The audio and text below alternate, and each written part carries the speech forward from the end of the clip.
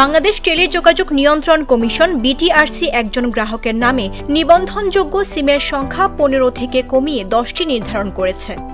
নতুন নিয়ম অনুযায়ী এখন থেকে একটি জাতীয় পরিচয়পত্র বা এনআইডি দিয়ে সর্বোচ্চ 10টি সিম চালু রাখা যাবে। বিটিআরসি জানায়, 2015 সালে অপরাধ দমনের লক্ষ্যে এনআইডি ভিত্তিক সিম নিবন্ধন চালু হয়।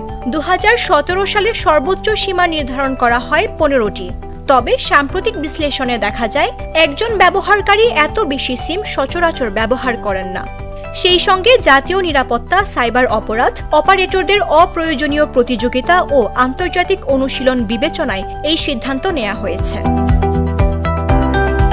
যাদের নামে 10টির বেশি সিম রয়েছে তাদের অতিরিক্ত সিমগুলো অবৈধ হিসেবে গণ্য হবে এবং যে কোনো সময় সেগুলো বন্ধ করে দেয়া হতে পারে।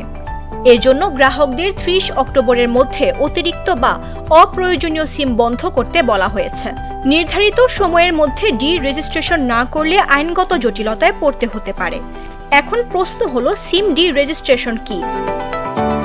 সিম ডি-রেজিস্ট্রেশন মানে হলো আপনার এনআইডি দিয়ে নিবন্ধিত সিম বাতিল করে সেটিকে আপনার নাম থেকে সরিয়ে ফেলা।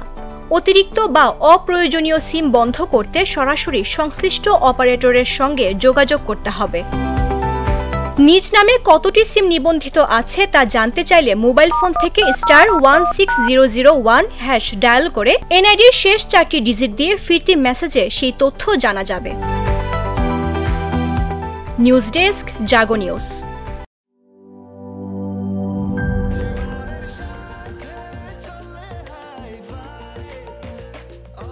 স্বাস্থ্যকর অল টাইম, সব সময় অল টাইম হেলদি লাইফ।